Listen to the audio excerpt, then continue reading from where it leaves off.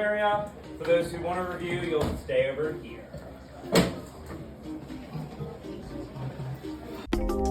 I have a problem, okay? So, as a fantasy builder, I tend to build a lot with weird colors and weird parts, which means my Lego orders, yeah, they're off the charts.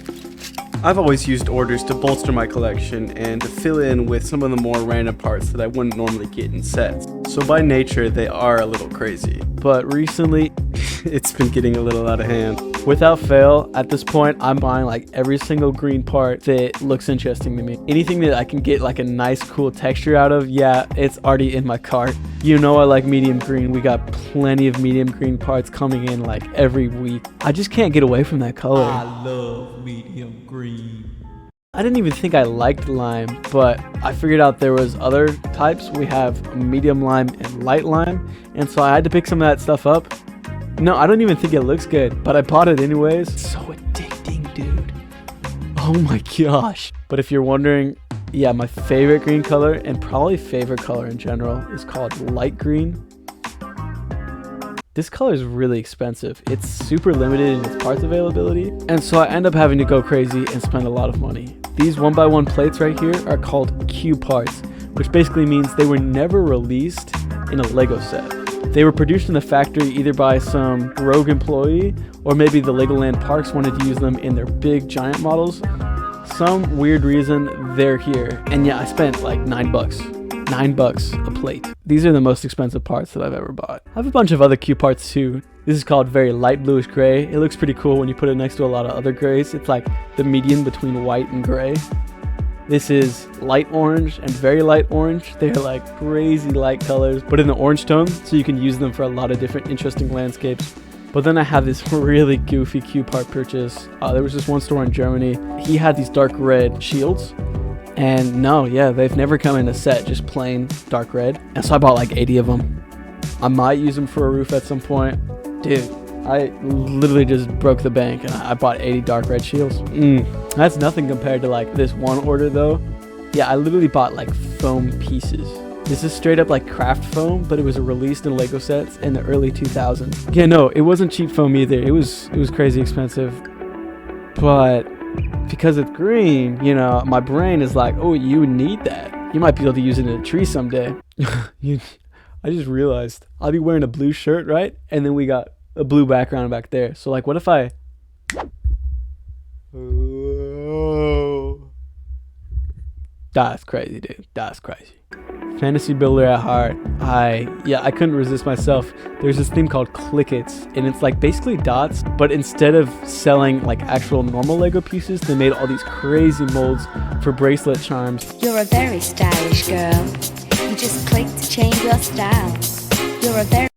Oh, Lego 2000s could be so cringy sometimes. But Clickets are still pretty dope. And so I bought a ton of them. Some people have told me this stuff looks like gum. But like, I don't think your dentist would recommend these ones.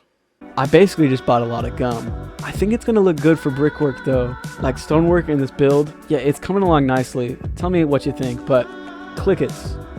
Don't sleep on Clickets. In that same vein, back in I think it was the 60s, Lego came out with a line of parts marketed towards like city planners, like extreme architects, not like children like me, like actual hardworking, salary-paying architects, and it was called Modulex, and it's at a completely different scale than the Lego pieces, and it's meant to like be used as a town planner. Basically, you're meant to like build buildings in a little miniature scale so you can build them in real life. If you're looking for more information, there'll be a video somewhere. This guy explains it really well, but Modulex, man, it's crazy, and it's definitely not anywhere close to being compatible with Lego. There's some fun little twerks you can do to like get it to kind of connect. But yeah, I'd be buying just pieces that aren't even pieces. There's a point where like they branch off of Lego, so some of them don't even have the Lego logo on them, but it's a Lego piece and it's cool, so I bought it. If you don't believe me for like how bad this habit's become, yeah, no, this is exactly how every class I have goes. At this point, the teacher be lecturing, they'd be like, bioinformatics or whatever, and then they turn to me and they're like, what's 3 plus 3? And I go, huh? Oh yeah, $9. I spent $9 on this 1x1 light green plate. Yeah, I just have so much fun scrolling through Bricklink looking for like new, wacky, and crazy things that I could use in builds. But at this point, I'm not even using them in builds. They're just sitting there. I need to use some of these parts. What can I do with some of these parts? Before I get to that, I got one last Lego order that I think is the weirdest one I've ever purchased. In this box right here. And let me crack it open and I can show you what's inside.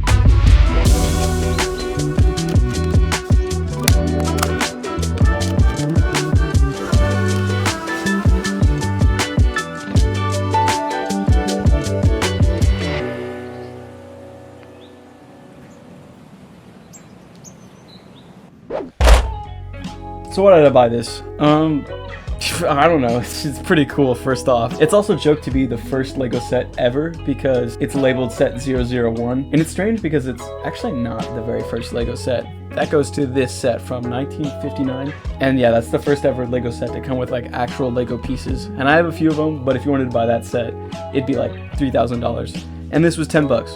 So I picked this one up because I'm not paying $3,000. So other than being really cool and ancient like that, it's basically just a lot of gears. There's a few old tires and some old logos on old Lego pieces, but I'm very clueless when it comes to gears. And the coolest thing I probably ever built was like this pencil dispenser in like 4th grade to impress some girl. And so I'm not really out here trying to learn the whole mechanism deal, but I do know that there's a silly technique that has to do with these old gears. And it's one that I actually figured out for the medieval bakery video. And in that video, I used it to make a well, but basically if you have one of these small gears, you can place a plate or tile on the gear teeth, and it's like a pretty strong friction connection. It's definitely illegal, but we're dealing with pieces from 1965, so who's counting at this point? And so I was just thinking, let me buy the whole set and I can see what I can do with them. So at this point, I'm gonna try to put some of these gears to work, pull out some of the other parts that I discussed in this video, and give my life a purpose. Find a reason for why I'm spending so much money on things I don't really need. Let's go do that. 3 days later.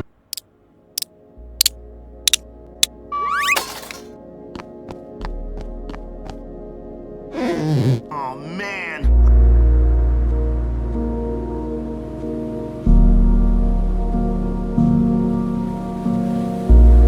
For me, the Lego system has always been like a stream. Now hear me out. It'll always have its limitations and restrictions.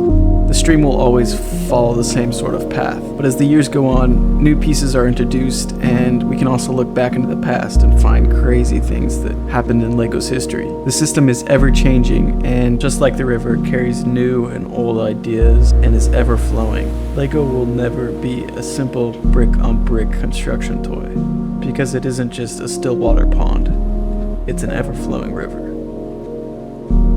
I know this analogy is a little far out, but I want you guys to grab from the video the right idea. I'm not talking about spending thousands of dollars on random pieces of garbage that you'll never use. I look into Lego's history and buy weird pieces because it inspires me, and it helps me push beyond the simple system. I don't want to resist the flow of the river anymore. I want to let its current just pull me along so I can soak up all that this system has to offer.